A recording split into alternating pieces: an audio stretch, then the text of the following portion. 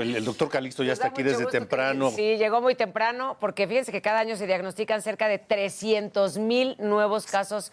Es muchísimo, tumores cerebrales a nivel mundial. Y de acuerdo con el último informe de la Universidad Nacional Autónoma de México, este tipo de tumor está entre los 10 más letales y afecta a los hombres un poco más que a las mujeres, ¿verdad, doctor? ¿Es así? Sí, hay tumores benignos y tumores malignos. Los benignos pues tienen mejor evolución, tratamiento, y generalmente los benignos son más frecuentes en las mujeres.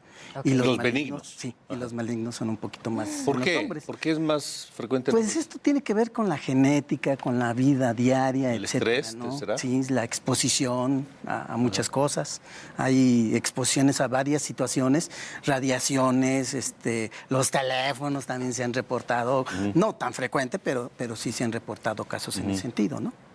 Y lo peligroso de esto es que se detectan a tiempo o no, porque puede ser como un dolor de cabeza, puedes sentir que nada más... Y nos acostumbramos mucho a los dolores de cabeza. No sé si usted esté de acuerdo conmigo o no. Sí, no, definitivamente no. A veces la sintomatología leve como que le damos poca importancia. No, bueno, es un poquito de dolor de cabeza y ya con un medicamento se me quita. Pero luego ya va siendo más frecuente, más intenso y entonces ya cuando se detectan a veces ya están avanzados desafortunadamente, ¿no?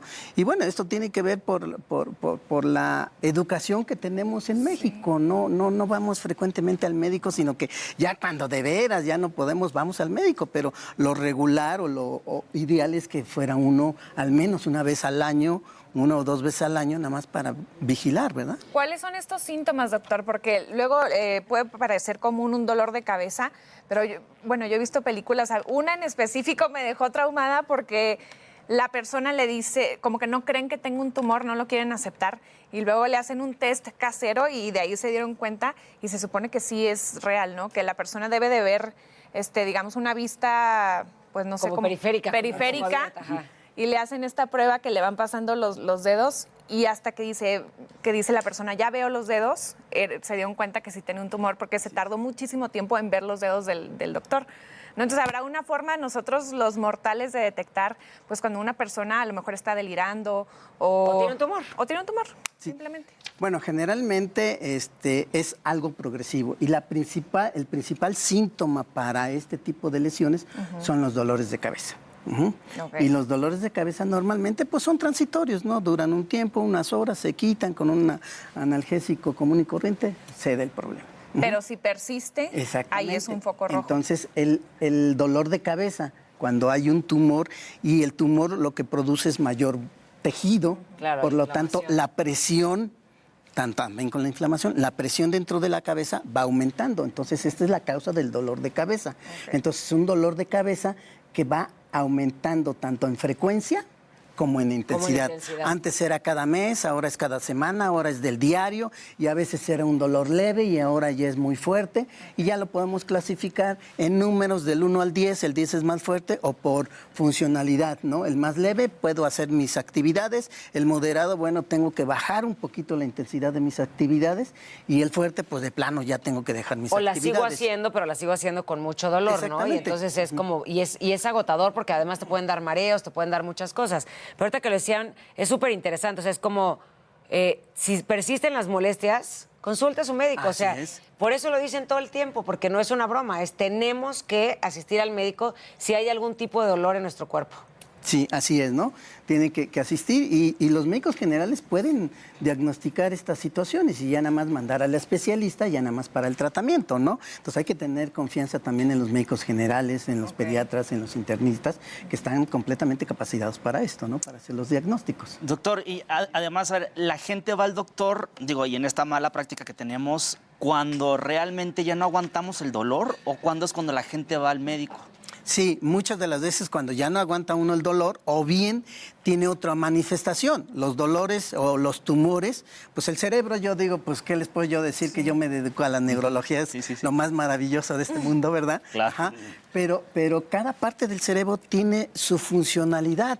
A diferencia de otro órgano, por ejemplo, una lesión del pulmón derecho, pues se va a manifestar casi lo mismo que en pulmón izquierdo, el hígado, etcétera. En cambio, en el cerebro, una lesión en el hemisferio derecho es completamente diferente a una lesión en el hemisferio derecho, y bueno, viceversa, ¿no? Izquierdo-derecho. Entonces, es muy importante la sintomatología, el hacer una exploración tanto de los síntomas, cuándo empezó el dolor, con qué se acompaña, qué lo desencadena, qué manifestaciones, qué tipo de dolor, y luego viene ya la exploración, ¿no? Una exploración neurológica detallada, ¿no? Que incluye esta parte que usted decía, esto se llama campimetría, ver esto, y entonces también cuando hay lesiones y lesionan la vía óptica, entonces se va así achicando esa campimetría y a veces nada más ve uno como en tubo. Y entonces cada una de estas características nos puede decir dónde está la lesión.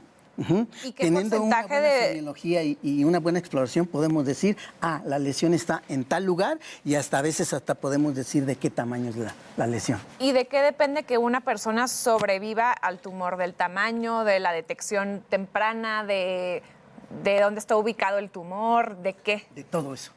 Sí, evidentemente, mientras más temprano sea el diagnóstico, es más probable que salga victorioso, ¿no? ¿Todos los tumores son iguales? No. Les decía yo, hay tumores benignos y hay sí, tumores pero malignos. me refiero a los malignos, digamos. ¿Todos son iguales? No. ¿O hay unos más agresivos? Malignos, sí, Okay. mucho más agresivos Okay. que otros. Los gliomas, un tipo de tumor, son muy agresivos y en cuestión de meses terminan con el paciente, ¿no? Y hay otros que les dan oportunidad de que tengan más sobrevida, ¿no? Y luego, si se trató de manera adecuada tempranamente, pues a veces se puede resolver el problema. Aquí luego la situación es de que algunos tumores recidivan a pesar de que se quiten. Entonces también ya viene otra problemática en ese sentido, ¿no? Doctor, y hablamos de detección tempranamente, pero ¿hay alguna edad donde se empiecen a originar más? Es decir, donde sea más común que se vayan a presentar o no? No, a cualquier edad. A cualquier edad. De hecho, bueno, pues la gente mayor de 85 años son en la edad en donde se van más frecuentemente los tumores, ¿no? Y pues bueno, ya a una edad de 85 años, pues evidentemente la población va bajando, ¿no? No la podemos comparar con una etapa pediátrica en donde hay más niños, y aunque por frecuencia, por estadística es más frecuente en el adulto mayor, pero hay muchos más niños y de manera total, pues hay más tumores, ¿no? En edades más pequeñas, ¿no? Yo creo que si alguien te dice... ¿Qué tanto riesgo hay en las operaciones? Porque luego hay este mito que una operación, digamos, un tumor cerebral, pues igual te puede dejar paralítico, o pierdes el habla, o pierdes la vista, o pierdes no sé qué. O sea, ¿qué tanto riesgo hay de que te pase eso en una operación? Antes había un término que bueno, es chistoso porque se decía la ley de la playa. Coco abierto, ¿Cómo es eso? Coco abierto, coco podrido, ¿no? Entonces, okay. sí, antes, pues evidentemente no había muchas técnicas quirúrgicas. Ahora hay demasiadas técnicas quirúrgicas y muy buenas. Inclusive hay lo que se llama Gamma Knife, que inclusive se dice cirugía sin bisturí, porque son por medio de rayos, entonces se puede llegar al sitio del tumor y quemarlo, ¿no? Destruirlo, y entonces va a depender mucho de eso, ¿no? O sea, no es invasiva esa, o no es tan invasivo ese método. Así es. Okay. Entonces, bueno, pues hay que ver qué tipo de tumor. Algunos se pueden tratar con eso, algunos no, y otros de plano se tienen que operar y tratar de extirpar lo que sea posible. El problema es que luego están tan adheridos al tejido normal que no se puede quitar todo, entonces quedan pequeñas porciones del tumor. Y eso deja secuelas en el paciente, es decir... Claro, les decía yo, cada parte del cerebro tiene su funcionalidad, ¿no? Así simple y sencillamente. Por ejemplo, el hemisferio derecho controla el cuerpo izquierdo. Entonces, si tenemos una lesión en el hemisferio derecho, podemos quedar sin poder mover la parte izquierda del cuerpo, ¿no? Puede ser la pura cara, puede ser el brazo, la pierna, o puede ser completo todo, ¿no? Completo. Doctor, mi cuerpo. La recomendación para la gente sería, a ver, ahorita que nos están viendo, si presento algún dolor de cabeza, o tampoco tengo que ser como tan exagerado, si es un dolor mayormente a que ya no estemos aguantando, o sea, ¿cómo podemos empezar a ver esto y hacernos la cultura de la prevención para acudir al doctor? Porque la realidad es que no lo hacemos. Bueno, generalmente un síntoma se tiene que relacionar con algo.